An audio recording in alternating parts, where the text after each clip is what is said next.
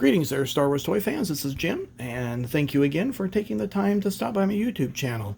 Both those that have been here and subscribed for a period of time, and the new folks. And if you're new, welcome. Feel free to subscribe, give a thumbs up, and share this video if you happen to like it. So this is a continuation of a series of videos that I've been putting together over the past several months, comparing the vintage Kenner line of action figures to that of the Hasbro line. And so I'm nearing a close of the original Star Wars movie characters. So for me, being age 52, going on 53 here shortly, Star Wars was the first movie, not the fourth. Even though it technically is the fourth, and for those of you younger folks, they call that A New Hope. For me, it was Star Wars. It will always remain Star Wars and will always be the first movie. So, for me, the only action figure that I had as a child that was an X-Wing pilot was this one. That's the only one that Kenner produced. It was called Luke X-Wing Pilot. And if you wanted a series of X-Wing pilots, this is the one you bought. This is my childhood toy. I got it sometime between 1979 and 1980. In fact, I think it was Christmas of 79, if I'm not mistaken, that I actually got this. Grandma gave me some money and I bought 5 action figures.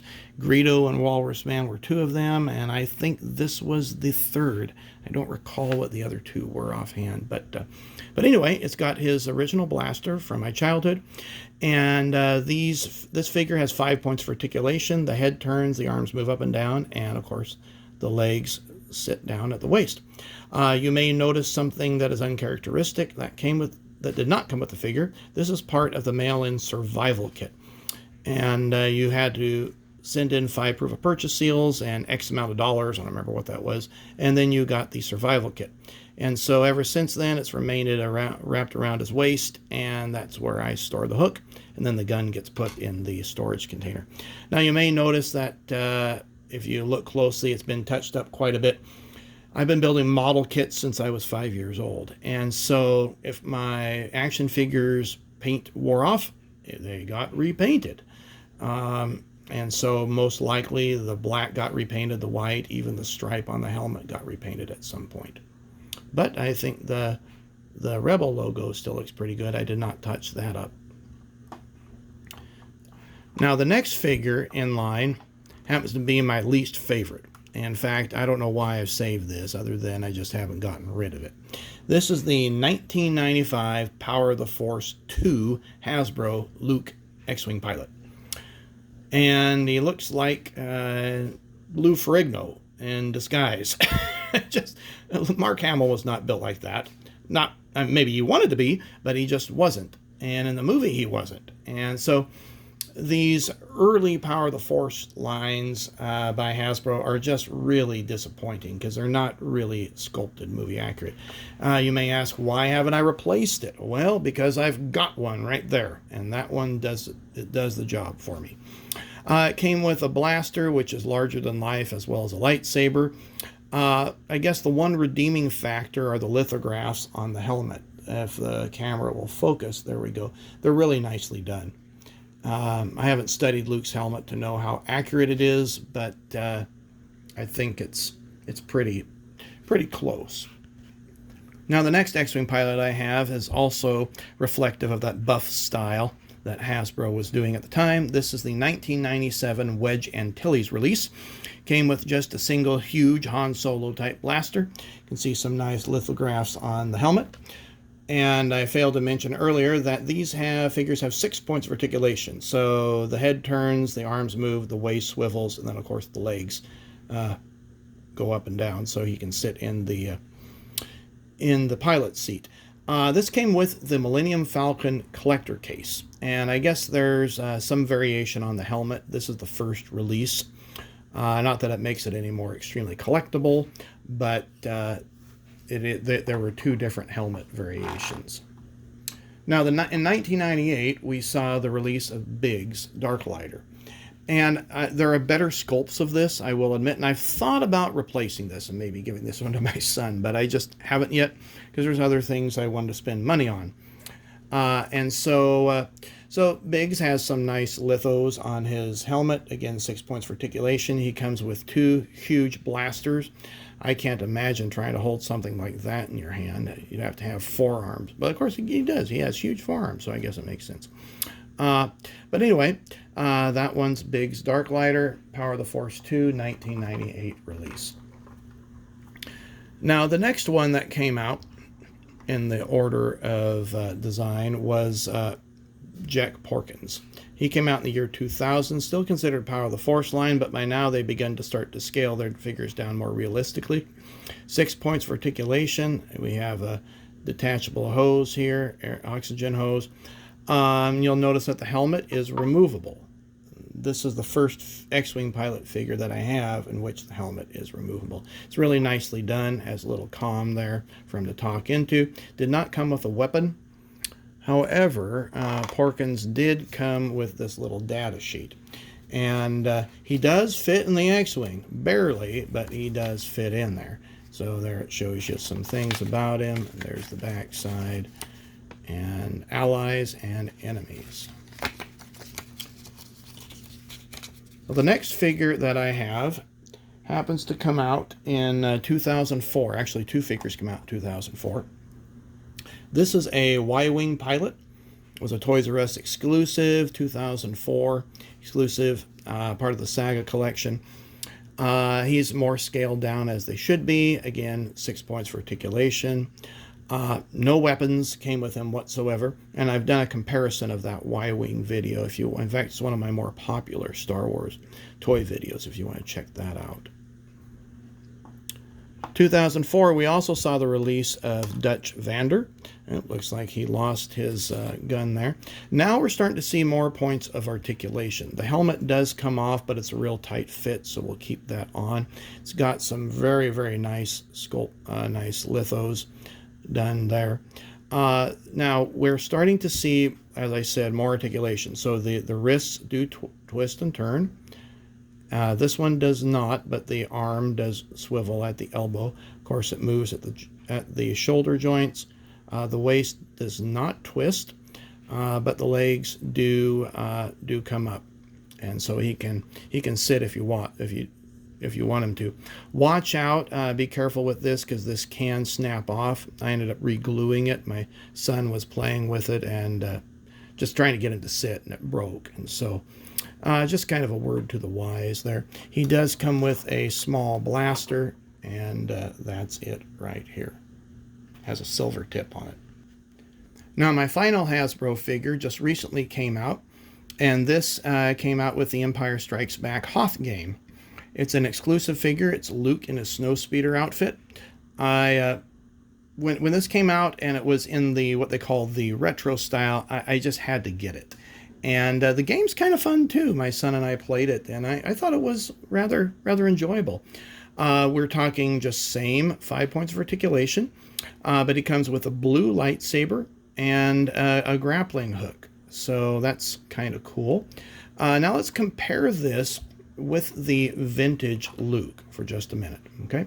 So you'll notice he's just a bit taller, okay? Just a bit taller in height. He's got white gloves. His visor there is yellow. We have the same nice helmet, simplistic helmet details. And the oxygen part there, or the buttons are still the same. The back's a little different. You'll see that we've got a place right there for a hood, kind of V-shaped.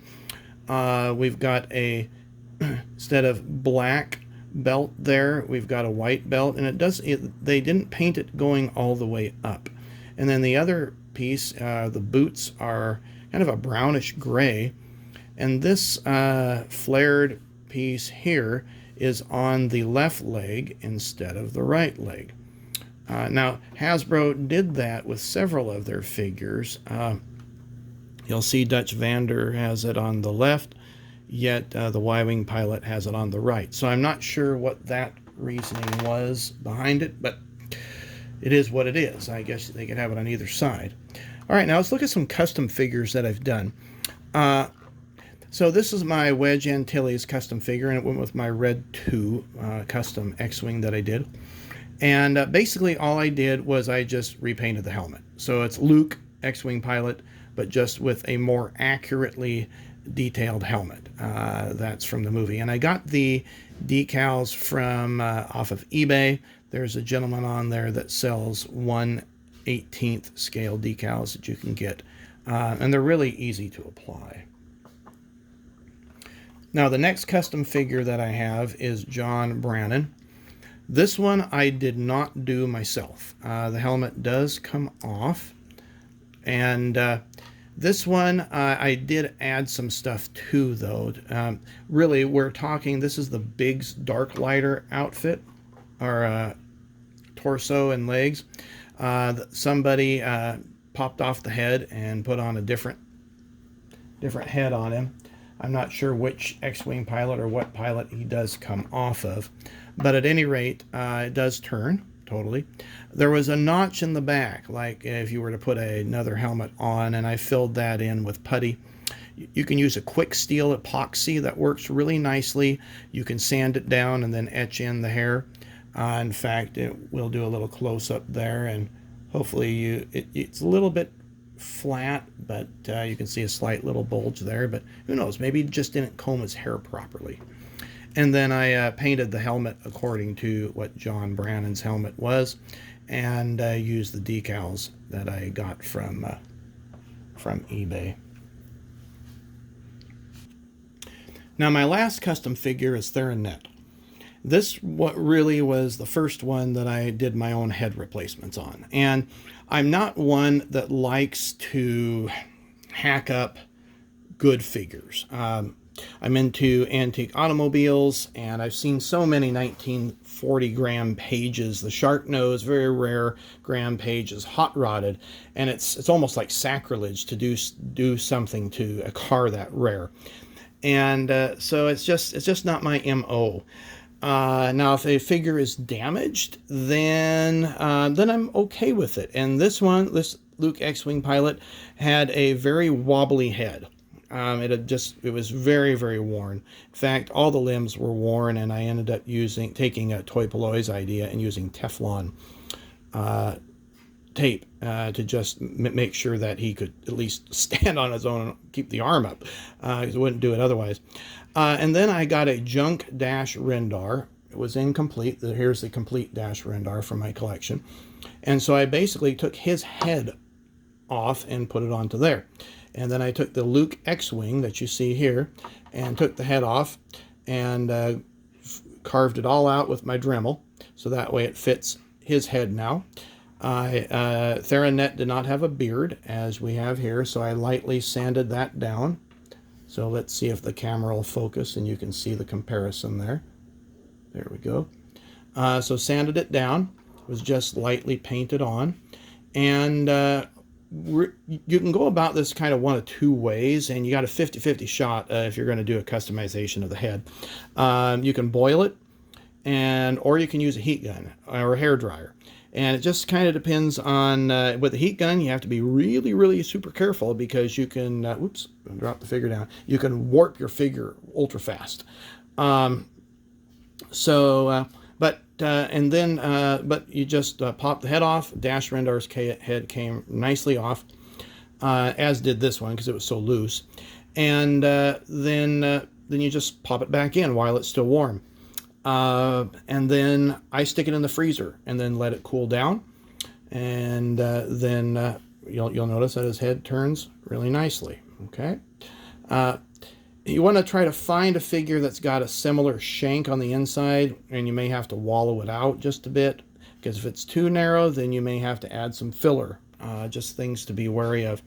Again, how I carved this was I just used the Dremel. I have several bits, just rounded it out, and then painted the whole thing white, and then added some of the decals that I had on hand. I did not have a decal for those dots, so I just hand painted them with a little dot painter. And I'm pretty pleased with how that turned out. But at any rate, there it is. There's Therron Nett. Well, I hope you enjoyed this video. And again, feel free to share it. Give it a thumbs up if you liked it. And the next video, we will be completing the Kenner Star Wars collection with Boba Fett and transitioning into Empire Strikes Back. Take care.